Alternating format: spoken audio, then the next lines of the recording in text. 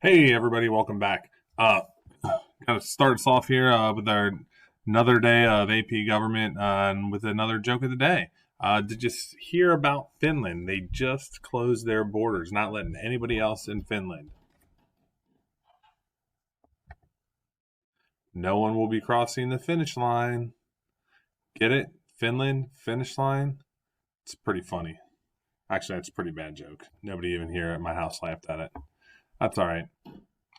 Today, our goal is to talk about civil liberties. And the first liberty here that we're going to talk about today is freedom of speech. Um, Remember, as you're doing this activity, as you're working on this, remember to there is a activity posted for you. Be thinking about things. You can take notes right here. We're going to be talking about these different types of speech here. You can feel free to take any notes that you want right here. Follow along, and then there's an activity underneath in which you kind of have to analyze um, some ideas about freedom of speech. Remember, you have to do 3 of these scenarios, but we'll talk about that in just a little bit. But this space right in here, feel free to take notes about each one of these types of speech. Um, so let's take a look here. Freedom of speech. Remember, all these civil liberties have to deal with our Bill of Rights. I listed all 10 of them out for you here. Take a look at those. You're going to want to make sure you know those. So civil liberties, your freedoms, right? First one, freedom of speech, right? First Amendment's got all kinds of parts to it, but the biggest one that we use a lot is Congress shall make no law abridging the freedom of speech. Seems pretty simple, except it's not. Um, Sometimes there are limits to freedom of speech. You're not allowed to just say whatever you want, whenever you want.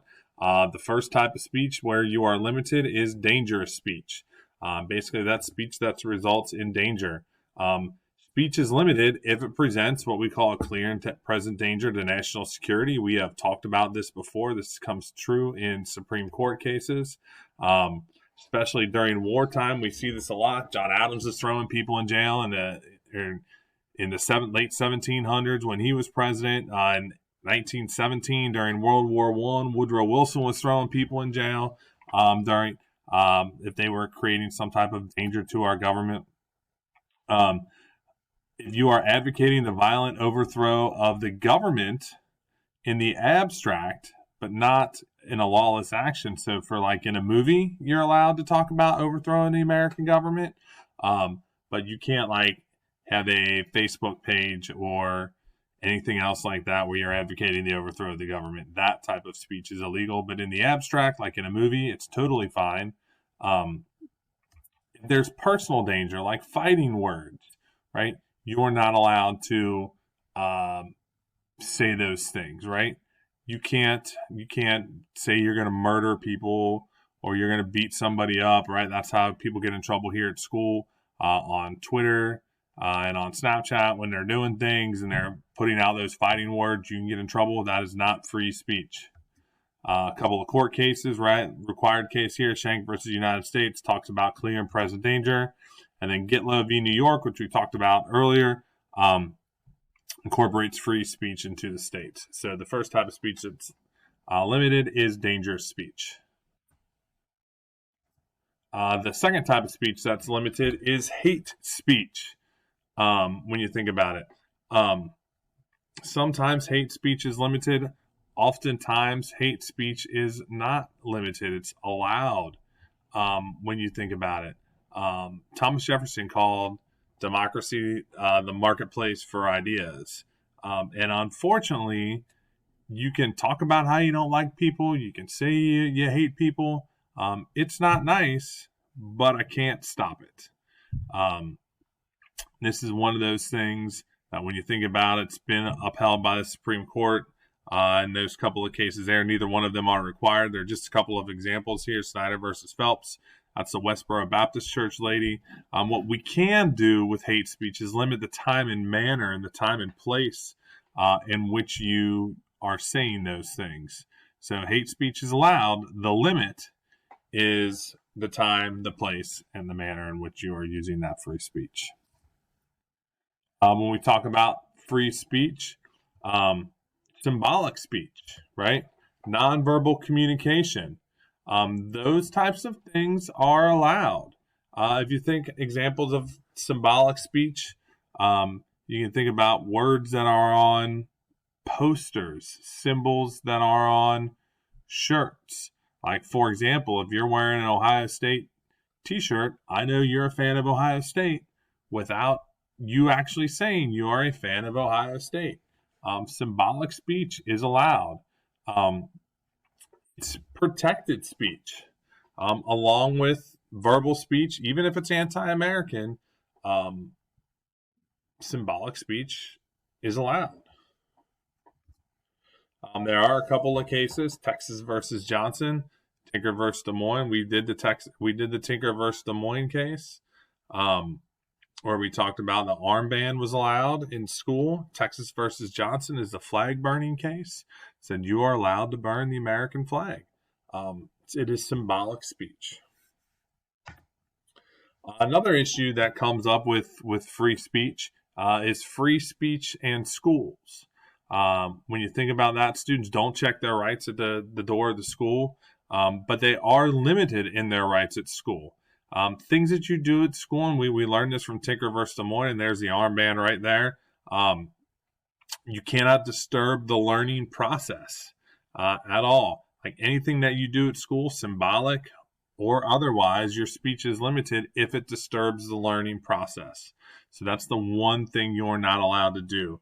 Most of our rules at school involve disturbing the learning process. Think about things that people get in trouble for. You get in trouble when you disturb the learning process. Principals are allowed to edit school newspapers. So there's no freedom of the press with school newspapers. And school events are considered the same as school. When you're going to and from school, or to and from a school event, you can get in trouble with school, right? Your rights are limited. A couple of different court cases here that deal with that. Again, Tinker versus Des Moines was one of our required cases.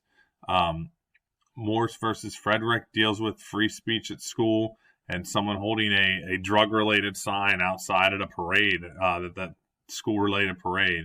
You're not allowed to do that. Hazelwood versus Colmeyer is the school newspaper one. And then New Jersey versus TLO, again, other than Tinker, the other ones aren't required cases.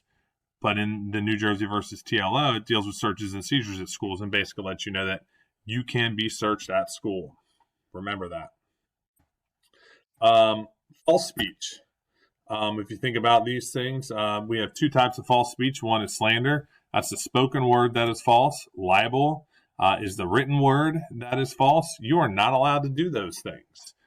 Do not lie about people in words. Do not lie about people in things that you say out loud. Again, different standards for private individuals and public individuals. If you think about someone like the president, can't really sue people for things that they say about them, even if they're malicious. Suing people for slander and libel, you're usually going after some type of monetary fee. It's hard to win those because you have to prove that your reputation has been damaged. And a lot of times in these things, like your reputation just isn't damaged. So it's hard to win these cases, but false speech is not protected. You cannot lie. And then again, it's very difficult to prove that reputation has been damaged in order to win money. The other type of speech that we have a lot of is commercial speech, and that's communication in the form of advertising. Typically, it's very restricted and very regulated. The FCC, the Federal Communication Commission, one of the bureaucratic organizations that we've talked about, deals with commercial speech. And the bottom line is, like, we don't want people lying over the airwaves. Okay. You can't, in theory, you're not supposed to lie in commercials. In theory, what you put on, what you put in advertisements is supposed to be true. It's supposed to be true. There is a lot of government regulations on what goes on the TV and on the radio, but cable and satellite things have blurred the lines a little bit, and most of that is because they you pay extra for those things. So if it's not free and out there for everybody to see, sometimes cable and satellite is a little bit different. That's why a lot of times on those things you'll hear curse words, or you'll see some things that maybe people will feel a little more inappropriate on cable versus regular TV, like your 5, your 9, your 12, your 19. Music has a lot of freedom in their commercial speech as long as it's labeled as explicit material. It has to be labeled as explicit so that people know what they're getting. The other type of speech that we talk about a lot here is obscenities or obscene speech.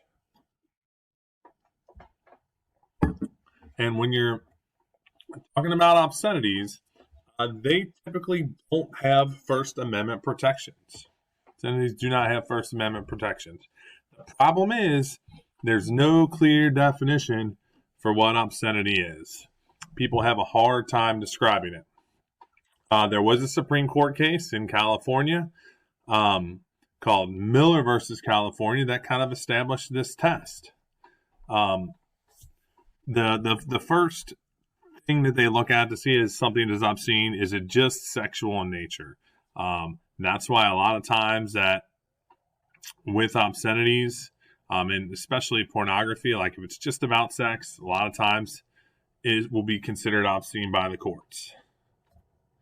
Does it show offensive sexual conduct? Okay, so if it's, you can't say that something is artwork or it's literary if it's something that is some type of illegal conduct, such as molesting little kids. You hear about that a lot. You can't say that is obscene, right? That is offensive sexual conduct. If something like serious literary, artistic, political, or scientific value. So a lot of times when you think about this, think about old, like the statue of David, right? Where you think about those people artwork of ancient history or long ago, where there's nudity in the artwork.